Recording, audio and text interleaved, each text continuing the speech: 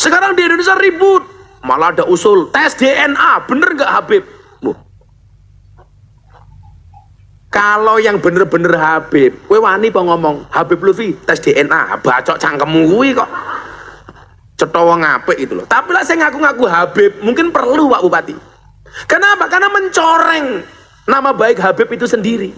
Saya itu mohon maaf Bu, saya itu sering banget berseberangan dengan para habaib. Tapi mohon maaf, yang saya lawan itu adalah siasahnya. Karena bagi saya, bedakan antara kiai dengan Habib. Kiai itu dihormati karena sifatinya, Habib yang duriannya Kanjeng Nabi itu dihormati karena zatnya, karena darahnya. Persoalan dia duriah Kanjeng Nabi wajib dihormati, tapi siasahnya tidak wajib ditaati. Assalamualaikum warahmatullahi wabarakatuh. Bismillah, alhamdulillah, wa la hawla wa la quwata illa billah. Asyhadu an la ilaha illallah wahdahu la syarika lah. Wa asyhadu anna sayyidana wa nabiyyana Muhammadan abduhu wa rasuluhu alladzi la nabiyya ba'dah. Allahumma salli ala sayyidina Muhammad wa ala ali sayyidina Muhammad, amma ba'du. Para teman-temanku sekalian, para subscriber, para netizen yang budiman, mudah-mudahan kita selalu diberikan kesehatan jasmani dan rohani, zahiran wa batinan, dimudahkan segala urusan kita, dilancarkan rezeki kita, dan diberkahi hidup kita fid dunya wa dunya wal akhirah. Amin Allahumma amin.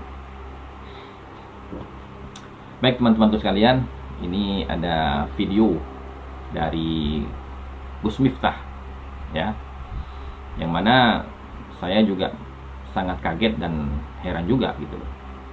Orang sekelas Gus Miftah ini kok punya statement seperti itu. Bukankah Gus Miftah ini, setahu saya dan mungkin para teman-teman sekalian, bahwasanya Gus Miftah ini dikenal sebagai orang yang dekat dengan Gus Fuad Pleret. Dimana ketika Gus Fuad Pleret itu pernah akan dipersekusi oleh oknum yang mengaku FPI dan pecinta habaib, Gus Miftah itu memberikan pembelaan dengan mengatakan sahabat saya. Jadi kenapa kok tidak bertabayun dulu kepada Kiai Imad atau Gus Fuad gitu ya, tentang masalah polemik ilmiah, polemik nasab yang terjadi pada saat ini. Padahal begini ya Gus, saya kasih pandangan panjenengan, ngapunten gitu kan ya. Mungkin panjenengan lebih tua dari saya, tapi belum tentu panjenengan lebih alim dari saya. Bisa jadi jenengan lebih alim dari saya, bisa jadi saya lebih alim dari panjenengan. Walaupun panjenengan lebih terkenal daripada saya. Karena kemasyhuran seseorang itu tidak menjamin orang itu adalah orang yang alim di segala bidang keilmuan. Jadi begini, saya awali dengan kaidah usul fikih di dalam kitab Al-Ashbah wa Nadhair. Itu ada kaidah seperti ini: kullu mudda'in mumtahanun. Tiap-tiap orang yang mengaku itu harus diuji kebenaran pengakuannya. Li'anna kullad da'wa la yasihhu biduni burhanin aw dalilin. Karena setiap pengakuan itu tidak bisa dibenarkan tanpa adanya bukti dan dalil. Nah sekarang begini Gus ya, terlepas dari masalah ketakziman sampean kepada salah seorang habaib, itu hal yang berbeda. Tapi ini masalah pengakuan orang sebagai zurriyahnya Nabi Muhammad SAW, di mana orang yang mengaku sebagai zuriyahnya Nabi Muhammad SAW itu harus membuktikan catatan silsilahnya tersambung atau tidak kepada baginda Rasul. Kalau tersambung, melalui jalur mana? Melalui siapa? Dan disahkan oleh siapa? Mana bukti pengesahannya? Nah, itu namanya burhan, bukti. Gitu loh. Nah, yang dipertanyakan oleh Kiai Imad itu adalah ya, Mana buktinya bahwasanya Alwi bin Ubaidillah ini adalah putra daripada Ahmad bin Isa Ar-Rumi, di mana semua kitab-kitab ulama ahli nasab tidak pernah mencatat nama Ubaidillah sebagai putra daripada Ahmad bin Isa Ar-Rumi dari mulai abad ke-4 sampai abad ke-8.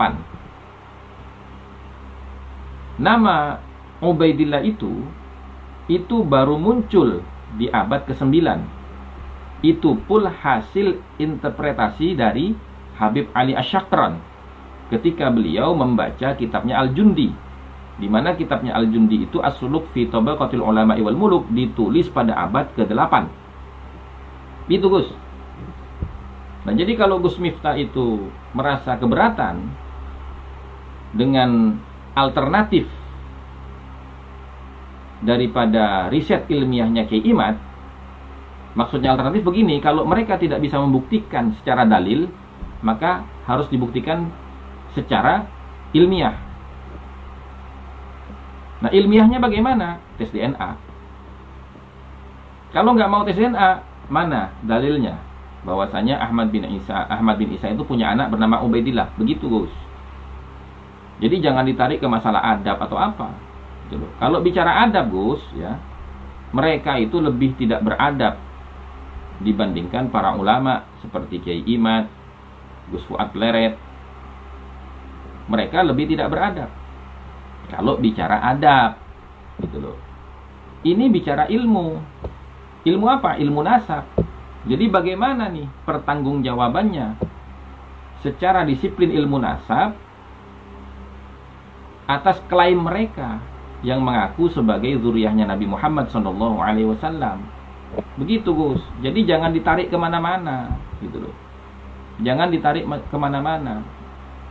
Anda mengatakan kami menghormati para habaib itu karena zatiyahnya, di dalam dirinya ada darah Nabi. Lah, buktikan kalau memang di dalam dirinya itu ada darah Nabi. Buktikan dengan apa pembuktian itu? Ya tes DNA. Mana bisa membuktikan darah itu mengalir dalam dirinya kalau nggak tes DNA? Kan begitu, Gus.